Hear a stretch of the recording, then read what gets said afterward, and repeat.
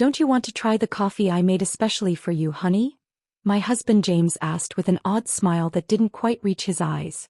I was sitting at my sister-in-law Nina's elegant dining table in her Nashville home, where we gathered for our monthly family brunch. The coffee cup in front of me had a strange, almost metallic smell that made my stomach turn. My name is Christina, and at 29, I never imagined I'd be questioning whether my own husband was trying to poison me. But after 3 years of marriage and countless incidents of accidental food poisoning, I had learned to be cautious, especially around Nina.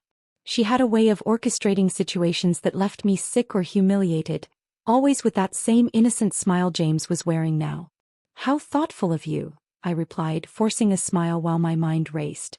The aroma wafting from the cup was unlike any coffee I'd smelled before. It reminded me of the time last month when I'd ended up in urgent care after drinking tea at Nina's house. The doctors couldn't explain my symptoms, and Nina had insisted she'd made the tea exactly the same way she made her own. Nina watched me intently from across the table, absently stirring her own untouched coffee. "James has become quite the barista lately," she said with a smirk. "He's been practicing different brewing methods just for you." The way she emphasized "for you" sent chills down my spine. I had noticed James spending more time at Nina's house lately, claiming they were planning a surprise for our upcoming anniversary. But something felt off. The whispered conversations that stopped when I entered the room, the strange texts I'd glimpsed on his phone, and now this coffee with its peculiar scent. I lifted the cup, pretending to take a sip while studying their expressions. James and Nina exchanged a quick glance that confirmed my suspicions. Making a show of checking my phone, I stood up abruptly. "Oh, would you look at that? I need to make a quick call for work. Nina, would you mind if I use your study?" As I walked past Nina's place setting, I deliberately stumbled, quickly switching our coffee cups in the confusion of steadying myself. "I'm so sorry," I exclaimed, straightening up. "I'm such a klutz sometimes." Nina waved off my apology with a tight smile. "Just try not to break anything in the study." I nodded and hurried away, my heart pounding. Through the study's doorway I could still see them at the table. Now I just had to wait and watch. From the study doorway, I watched Nina lift the coffee cup to her lips, and my stomach clenched with anxiety. Part of me wanted to stop her, to warn her, but I needed to know the truth. I'd spent too many nights in emergency rooms, too many hours doubled over in pain, always after sharing meals with them. It wasn't always like this. When I first met James at a friend's wedding in Nashville 3 years ago, he was charming and attentive. Nina had seemed welcoming too, inviting me to family gatherings and offering to help plan our wedding. But looking back, I should have noticed the red flags. The way she would accidentally spill things on my dress at important events, or how my food always seemed to have extra seasoning when she helped cook. The incident started small. An upset stomach here, a mild allergic reaction there. James always had an excuse ready. "Maybe it was something you ate earlier," or "you must be coming down with something." But the pattern was becoming clear. The worst was 2 months ago when I ended up hospitalized after eating breakfast at their house. The doctors found traces of something in my system they couldn't identify, but James convinced everyone I must have taken some expired medication. I gripped the door frame, watching as Nina took another sip of the coffee. James was typing on his phone, seemingly unconcerned. My own untouched cup sat cold on the table where I'd left it, the metallic smell still lingering in my nose, making me shudder. A slight tremor in Nina's hand caught my attention. She set down the cup, her face suddenly pale. "James," she said, her voice shaking, "something's wrong."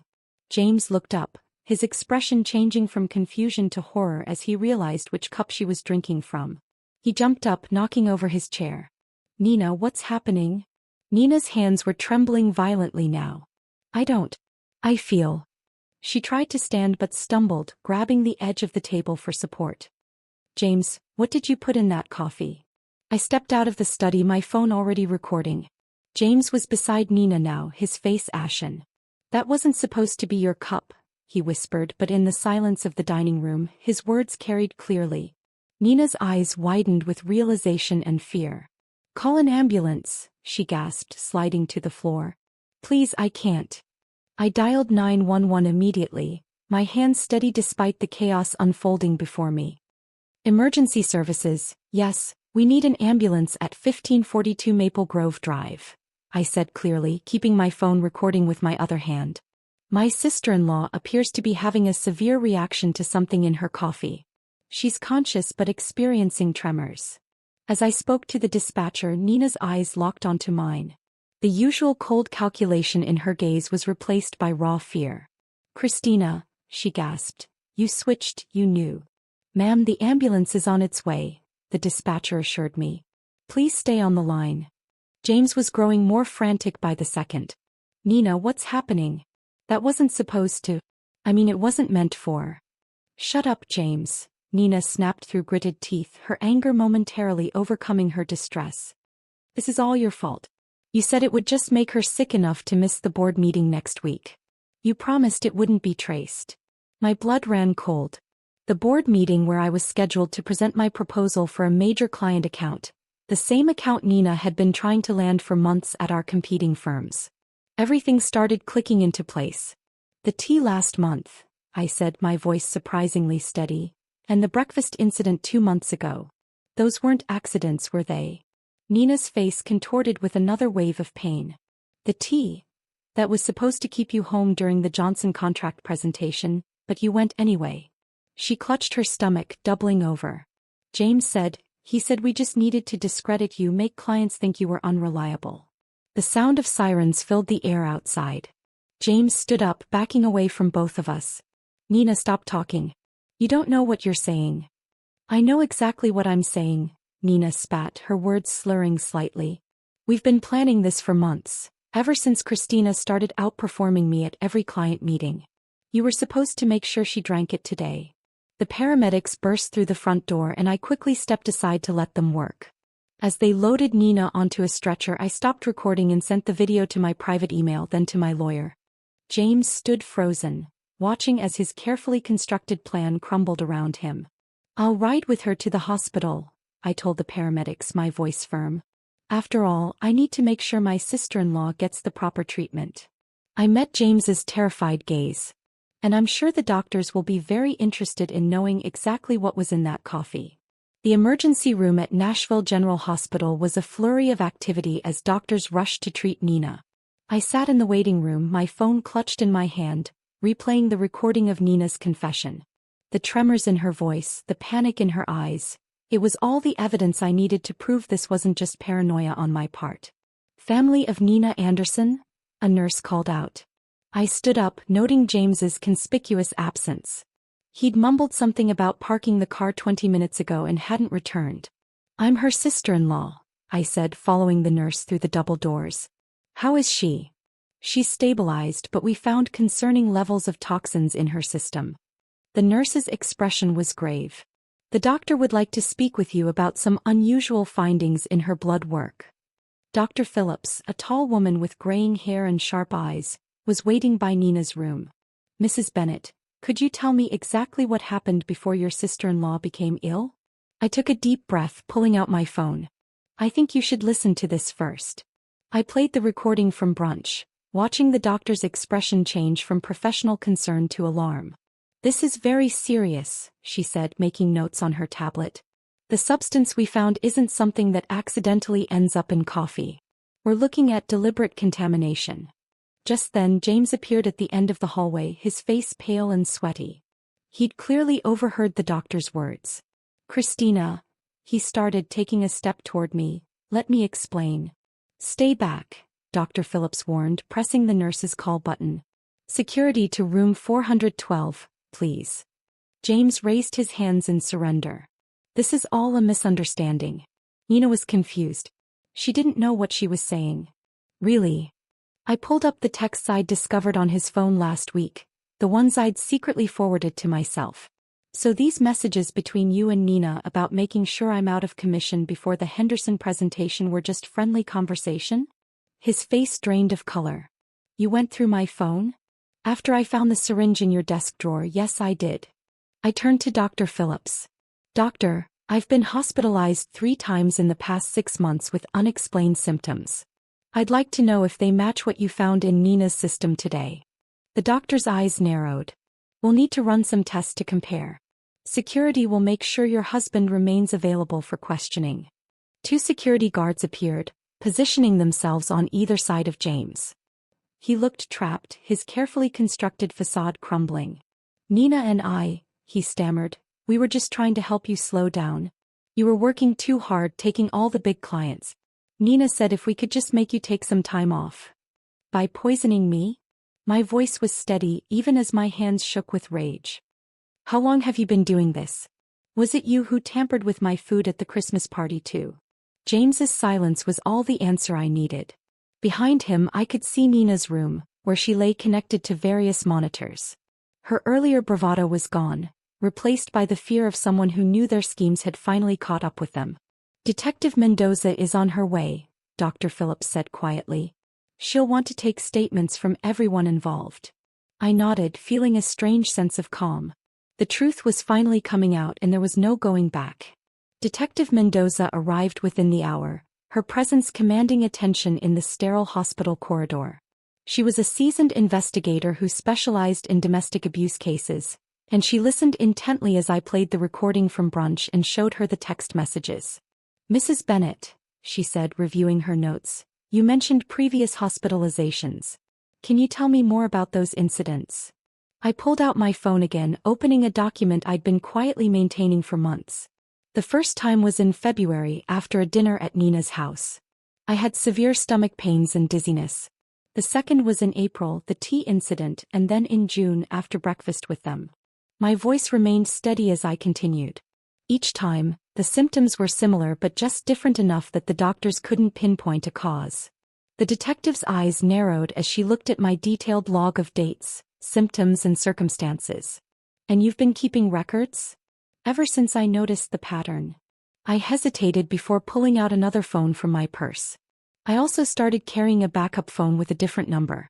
I used it to record conversations when I was around them. I have several where Nina and James discuss their plans, though they're careful not to be explicit. In one of the recordings, Nina's voice came through clearly. "The Henderson account is worth millions, James. We can't let her ruin everything we've worked for. Just stick to the plan. A few days of illness should be enough." James's response was equally damning. "I've got something stronger this time. She won't make it to the presentation." Detective Mendoza's expression hardened as she listened. Through the window of Nina's room, I could see my sister-in-law was now awake, looking significantly less confident than she had at brunch.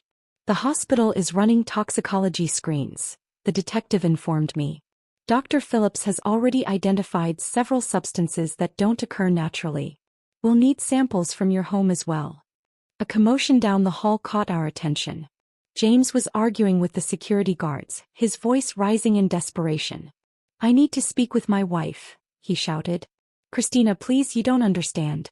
We were trying to protect you." Detective Mendoza stepped between us. "Mr. Bennett, you're not helping your case. We've already found evidence of premeditated."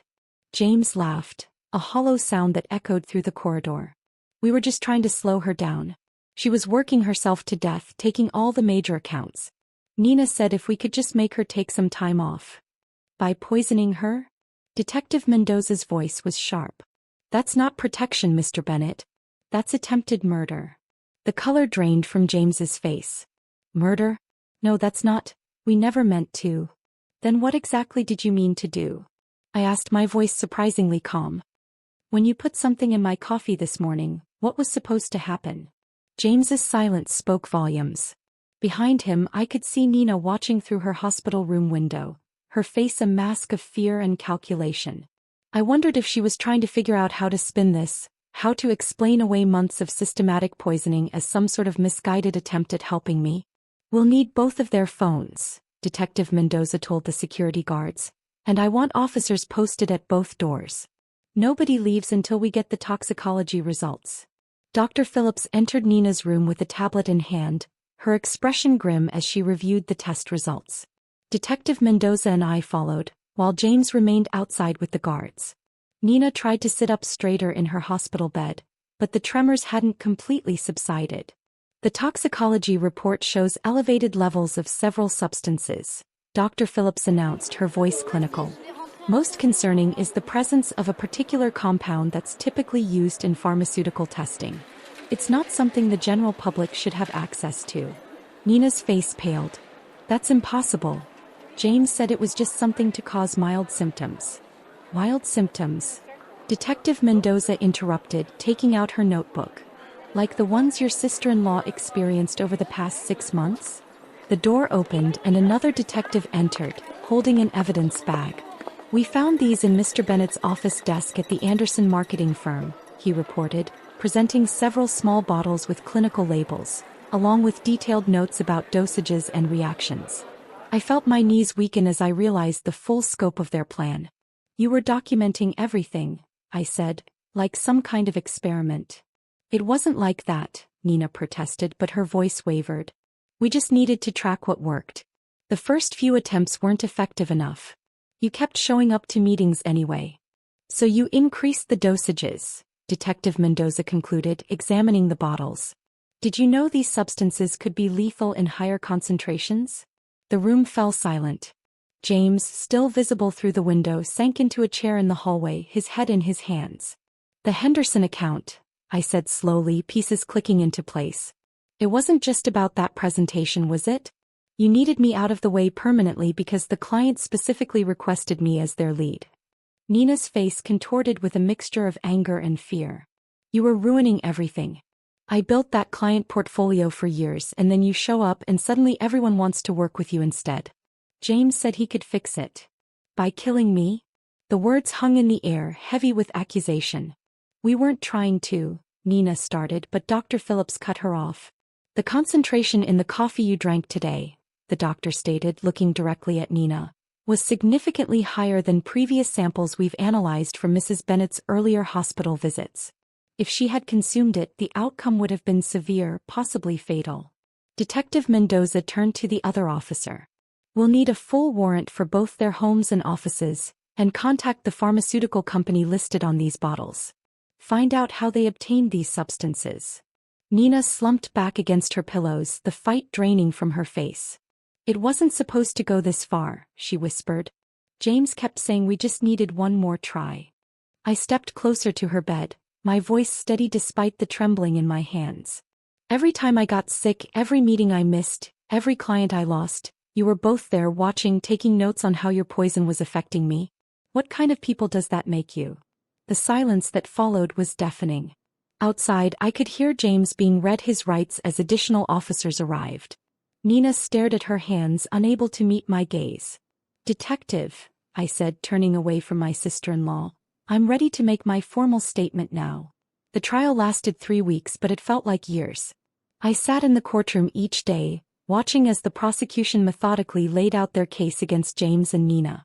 The evidence was overwhelming. The bottles from James's office, their detailed notes on each poisoning attempt, the recorded conversations and text messages discussing their plans. What struck me most was their demeanor throughout the proceedings. Nina, usually so polished and confident, looked small in her defendant's chair. James couldn't even look at me, keeping his eyes fixed on the floor as expert witnesses detailed the potentially lethal effects of the substances they'd been using. Dr. Phillips's testimony was particularly damning. She presented a comprehensive analysis showing how they had gradually increased the dosages over time, demonstrating clear intent to cause serious harm.